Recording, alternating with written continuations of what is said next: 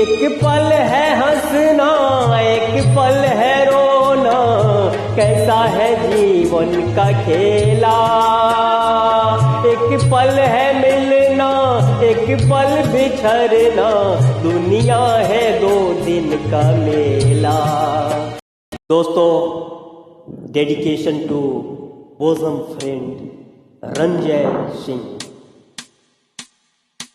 Thank you. लौट के आ,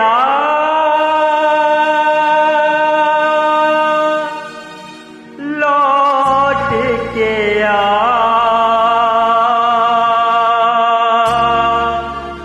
लौट के आ, के आजा मेरे मीत से, आ लौट के आजा मेरे मीत, तुझे मेरे गीत बुलाते हैं। आ लौट के आजा मेरे मीत, तुझे मेरे गीत बुलाते हैं। मेरा सोना परारे संगीत, मेरा सोना परारे संगीत, तुझे मेरे गीत बुलाते हैं। आ लौट के आजा मेरे मीत।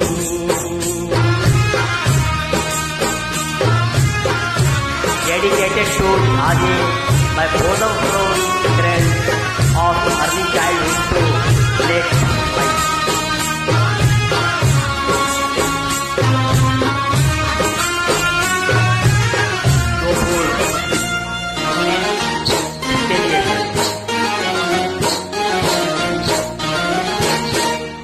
Very good.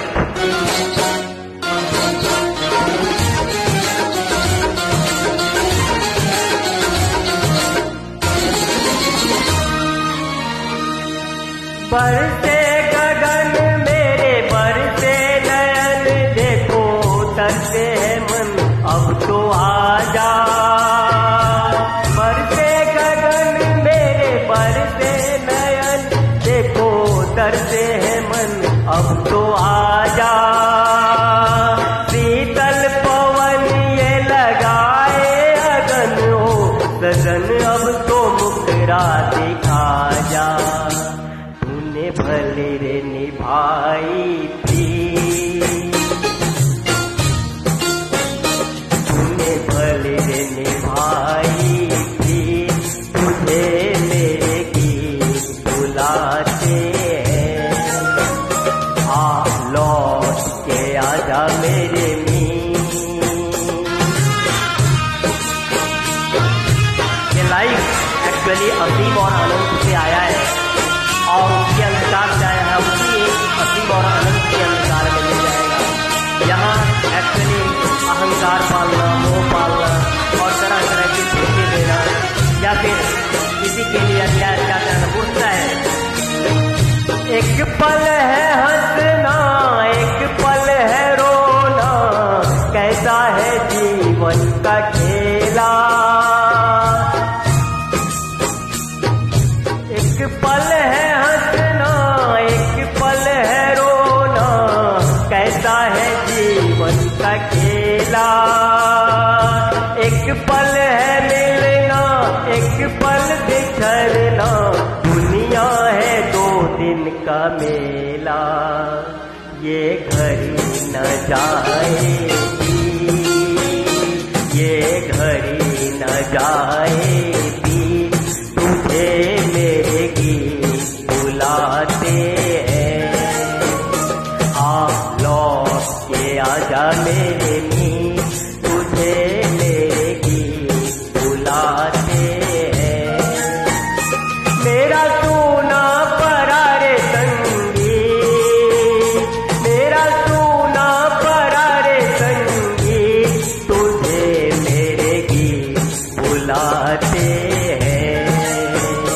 आ लौट के आजा मेरे मीत।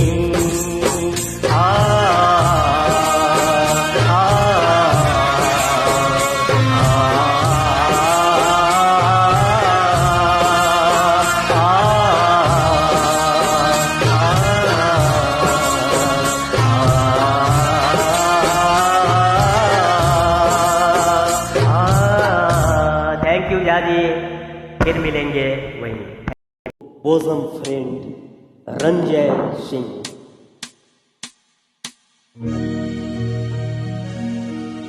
लौट के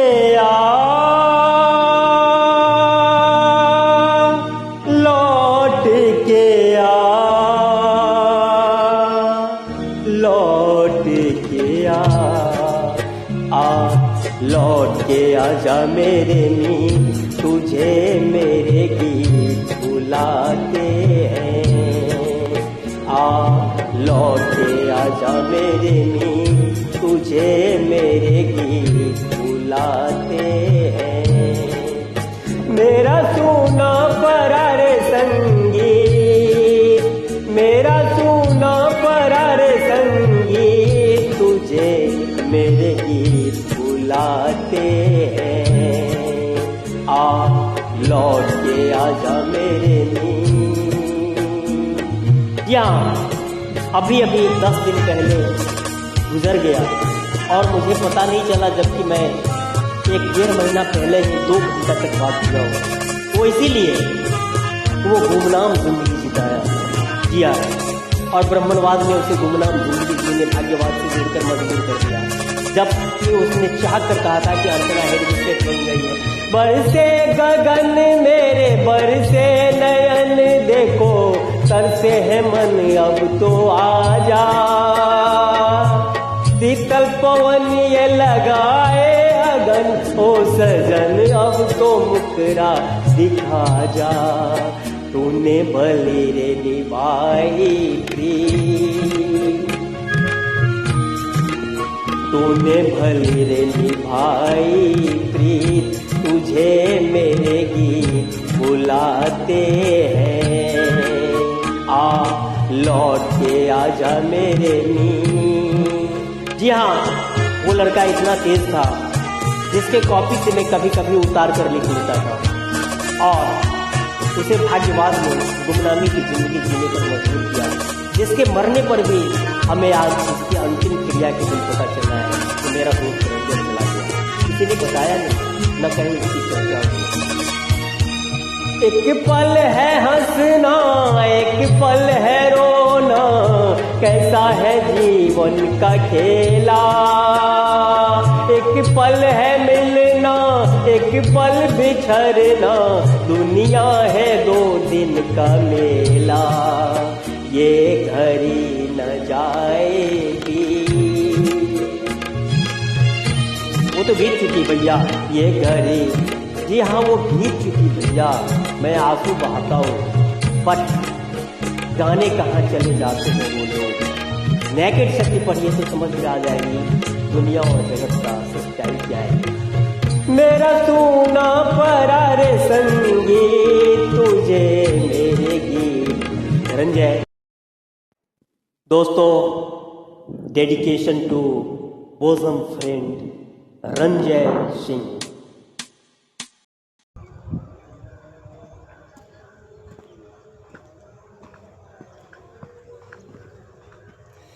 जाने कहाँ जाते हैं वो लोग, दुनिया से जाने वाले। जी हाँ, मेरा बचपन का एक दोस्त और रंजय सिंह चले गए। इससे पहले झाजी जा चुके थे। एक्चुअली रंजय मेरा बोसम फ्रेंड था, एकदम दिली दोस्त था, जहाँ मैं खुल के बात कर सकता था। अभी 1-1.5 महीना पहले ही हमने 2 घंटा तक खुल के बात किया है, दिल की बात रखा है, सुना है और कहा है। एक्चुअली बदकिस्मती से हमारे देश में एक ख़ास वर्ग की बात मैं करना चाहूँगा। चिड़िया ऊपर बोल रही है और वो कह रही है कि सत्य आप बोलने जा रहे हो। वो यही कि एक्चुअली रेसिज्म, नस्लवाद, मनुवाद और ब्राह्मणवाद इस देश को, समाज को, और ख़ास करके हिंदू समाज को इतना नीचे स्तर का बना दिया कि ये बारंबार हार कर दुनिया की शक्तियों से गुलाम बना, और जिसमें भाग्यवाद का भी बहुत अहम कुप्रचार था जो इन्होंने किया था, ब्राह्मणवादियों ने, मनुवादियों ने, नस्लवादियों ने। और मेरा रंजय थोड़ी सी विकलांगता थी, जो जेनेटिक गड़बड़ी, बायोलॉजिकल गड़बड़ी है, उसको लोगों ने भाग्यवाद से जोड़ दिया और उसका मनोबल तोड़ दिया। अन्यथा वो बहुत बड़ा साइंटिस्ट बन सकता था, स्टीफन हॉकिंस की तरह, दुनिया का कुछ भी बन सकता था। अभी तो देख रहे हो कि विकलांगता रहने के बावजूद लोग आईएएस बन रहे हैं। लेकिन इन ब्राह्मणवादियों ने, मनुवादियों ने, नस्लवादियों ने इस देश में माना कि ब्राह्मण तेज होते हैं, ब्राह्मण में बहुत सारा गुण है, लेकिन वो विकास के क्रम में आया है। यार, तुम बहुत ज़्यादा गोश्त खाते थे, दुनिया भर के प्रोटीन खाए, ठग के या मांग के या छीन के, और मनुस्मृति वगैरह तो बता रहा था कि कितना मांस भक्षण करते थे। इसमें और फिर बढ़िया आवास के क्षेत्र में रहा तो तुम्हारा विकास ज़्यादा हो गया। माना कि तुम तेज हो, लेकिन इसका मतलब ये नहीं है कि तुम रेस्ट आदमी को कहो कि तुम घटिया हो, कौवा और गीदड़ से नीचा हो, अछूत हो। ये कहने का अधिकार तुमको किसने दिया? और ये कहते हो तो तुम सबसे बड़े गद्दार हो, दानव हो, राक्षस हो। तुम में से 90% से भी ज़्यादा अभी भी इसी माइंड सेट के हो। तभी तो मेरा बोजम फ्रेंड को भी माइंड भर कर दिया, तो उसने भी दुश्मन के दूत बनने की कोशिश कर बैठे झा जी, और उनके मुंह से लोगों ने कहलवाया कि हेम आतंकवादी है, जो कि मेरा जिगरी दोस्त था। एक्चुअली इन लोगों ने ऐसा है कि जितना भी जाल फैलाया है, उस जाल में स्वयं भी अभी 95% ब्राह्मण वर्ग फंसा हुआ है। यही कारण है कि सुशील झा कहीं से भी आता था तो साइकिल को भी धोता था कि उस रास्ते पर ब्राह्मण के अतिरिक्त शूद्र, चंडाल, डोम भी चला है। एक्चुअली अभी नारा देते हो, पहले नारा दे रहे थे कि हिंदू एक हो जाओ मुस्लिमों के विरुद्ध, अब नारा दे रहे हो कि सवर्णों एक हो जाओ।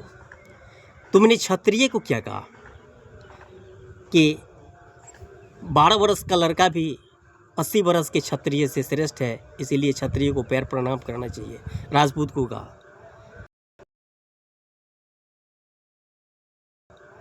बनिया को क्या कहा तुमने? सोनार को कहा कि उसको ये बहुत पाप करता है, इसको इतना का दंड मिलना चाहिए। देखो ना, याज्ञवल्क्य स्मृति से लेकर के विष्णु स्मृति से लेकर मनु स्मृति तक में। और बनिया को कहा कि मैं खतरनी बाप चमार तेक्कर जनवल बरनवाल। आज राजपूत, बाभन, लाला, बनिया एक करने की बात करते हो। लाला के साथ, कायस्थ के साथ तुमने ऐतिहासिक रूप से कितना अत्याचार किया है। ये देखो राजतरंगिणी में, जिसे कल्हण ने लिखा है कश्मीर के इतिहास में, हजारों लाला को तुमने, कायस्थ को तुमने मरवा दिया, कटवा दिया। और राजतरंगिणी में लिखा कि एक सांप और एक कायस्थ में पहले कायस्थ को मारना चाहिए। और यहाँ तक कि तुम विवेकानंद को भी कहते हो कि अंग्रेज़ों का ये मिशनरी का ये जासूस था, सनातनी हिंदू नहीं है। एक्चुअली लाला हो या फिर तुम विकास के क्रम में यार आगे बढ़े हो ना, तो निश्चित रूप से अपनी स्थिति को समझो। और जो पहले दुश्मन हुआ करते थे, प्रतिद्वंदी हुआ करते थे, आज दबे कुचले लोगों के सीना पर खड़ा होकर के एकता की बात करते हो। लज्जा आनी चाहिए। और तभी तो अंग्रेज़ ने भी कहा कि एक ब्राह्मण और एक कोबरा में पहले ब्राह्मण को मारना चाहिए था। वो ठीक राजतरंगिणी की लाइन को, जिसमें कहा कि एक ब्राह्मण और एक कायस्थ में, कायस्थ और एक कोबरा में पहले कायस्थ को मारना चाहिए, उसी लाइन को दोहराया था उसने।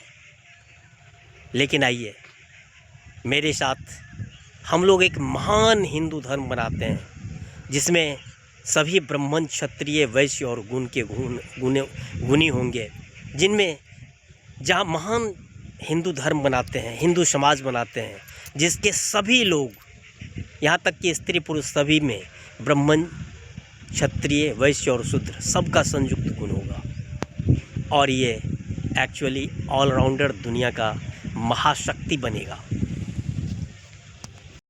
एकता की बात कर रहे हो, वो इसीलिए तुम देख रहे हो कि तुम्हारे नस्लवाद जो तुम कॉलेज में भी चला रहे हो, यूनिवर्सिटी में भी चला रहे हो, सुप्रीम कोर्ट में भी चला रहे हो, तुम्हें किसने ये अधिकार दिया कि दूसरे को नीचा को?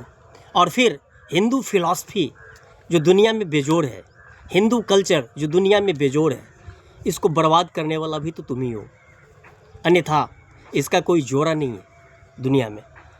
लेकिन जहाँ पर नॉर्मल चीज़ था कि सबको पढ़ना लिखना चाहिए, ये ब्राह्मणत्व हुआ। सिर सब में रहता है, बाँह छाती सब में रहता है, यानी लड़ने झगड़ने की कला सबको चाहिए, सबको सीखना चाहिए, स्त्री पुरुष सबको, चूँकि लड़ना झगड़ना सबको पड़ता है, सबको कमाना धुनाना पड़ता है वैश्वत, और सबको एक दूसरे की सेवा करनी पड़ती है। हर एक इंसान में ये ब्राह्मण क्षत्रिय वैश्य शूद्र का गुण चाहिए था, यही हमारा वेद कहता है। और तुमने उसे प्रचारित कर दिया कि नहीं नहीं, हम सिर्फ सिर का काम करेंगे। खाते नहीं हो क्या? पैखाना नहीं करते हो क्या? एक्चुअली तुम इस देश के सबसे घटिया लोग हो, जो गुण रहने के बावजूद राक्षस हो, दानव हो। तुम्हें बनना चाहिए राजा राम मोहन राय, जो औरतों को जलने से बचाया। तुम्हें बनना चाहिए ईश्वरचंद विद्यासागर, फूले, अंबेडकर, जो औरतों को पढ़ाया। तुम्हें बनना चाहिए गांधी, जो शुरू में वो भी ब्रेन वॉश्ड थे, जाति को मानते थे, अछूत को मानते थे। बाद में कहा कि नहीं, मैं उसे सिर्फ गोद ही नहीं लूँगा, मैं उससे माफ़ी मांगता हूँ। और एक्चुअली विवेकानंद ने तो कहा कि एक्चुअली तुम्हारे कारण ही हिंदुस्तान सबसे दलित रहा और पिछड़ा रहा है, तो तुम्हारा ये फ़र्ज़ बनता है कि आओ और भारत के इन पिछड़े सपूतों को, समाज को गलेस लगाओ और उसके विकास में बाधक नहीं बनो, बल्कि सहायक बनो। नहीं तो इतिहास माफ़ नहीं करेगा, बल्कि कुछ ही दिन के बाद आप देखोगे इतना जागरूक हो गया है लोग। पहले एक अंबेडकर थे, आज हजारों अंबेडकर हैं। और जैसा कि लालू जी ने कहा है और रतनलाल, प्रोफेसर रतनलाल ने कहा है कि लाठी पिलावन से ही जो है ना सुधरोगे, तो वो भी समय आ ही गया है, सुधरना तो पड़ेगा। देश को तुम्हारे कारण बार बार गुलाम नहीं बनने दिया जाएगा। शक्ति की विजय होती है, नेकेड शक्ति यही है। देखते हो ईरान से अमेरिका, रूस, चीन, और ये मोदी ब्रेन वॉश, गुलाम, पत्नी छोड़वा दिया इसको इन ब्राह्मणवादियों ने। और इसको हनी ट्रैप में बहुत सारा छोड़ी मोगी के चक्कर में रहा है, जिसके कारण बहुत जगह इसका क्लू है, जैसा कि स्वामी कहता है, ट्रंप कहता है, और इसको ब्लैकमेल कर करके पूरे देश को निश्चित रूप से हानि पहुंचा रहा है। आइए, मैं कलकत्ता कोर्ट के संदर्भ में एक बार कहा था कि एक्चुअली ब्राह्मणों में न्यायिक चरित्र नहीं होता है। ये बहुत ही विभेदकारी लोग हैं जो नस्लवादी है, और इसका उदाहरण एक दो नहीं, हजारों हम देख सकते हैं कि सामूहिक नरसंहारों में मारे गए दलित लोगों के लिए भी ये न्याय नहीं कर सका, मॉब लिंचिंग के लिए न्याय नहीं कर सका, और सबको उसने सेफ गार्ड दे दिया, बचा दिया कि कोई पुख्ता सबूत नहीं है। धिक्कार है। एक्चुअली तुम्हें बनना चाहिए महर्षि कनाद, जो कन छू करके,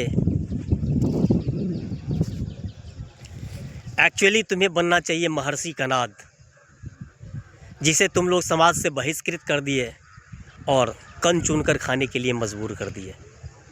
परमाणुवाद के जनक, साइंटिस्ट। तुम्हें बनना चाहिए राजा राम मोहन राय, तुम्हें बनना चाहिए ईश्वरचंद विद्यासागर, तुम्हें बनना चाहिए दयानंद सरस्वती, तुम्हें बनना चाहिए मनोज झा, जो आवाज़ उठा रहे हैं मुखर। मेरे साथ हम लोग एक महान हिंदू धर्म बनाते हैं, जिसमें सभी ब्राह्मण, क्षत्रिय, वैश्य और गुणी होंगे, जिनमें जहाँ महान हिंदू धर्म बनाते हैं, हिंदू समाज बनाते हैं, जिसके सभी लोग, यहाँ तक कि स्त्री पुरुष सभी में ब्राह्मण, क्षत्रिय, वैश्य और शूद्र सबका संयुक्त गुण होगा। और ये एक्चुअली ऑलराउंडर दुनिया का महाशक्ति बनेगा। आता हूँ भारत धर्म सांस्कृतिक प्रधानमंत्री, अध्यक्ष, भारत निर्मात्री समाज, कल्कि, हनुमान, गणेश, चित्रगुप्ता अवतार, रामकृष्ण, अल्लाह, ईश, बुद्ध अवतार। मैं घोषणा करता हूँ कि मैं इस देश को महाशक्ति बनाऊंगा, पूरे समाज का विकास करूंगा। इन ब्राह्मणों से भी अपील करता हूँ कि ठीक है भैया, तुम में बहुत सारा गुण है जो विकास के क्रम में पाए हो, ऐसा नहीं कि हवा में तुम्हें मिल गया है।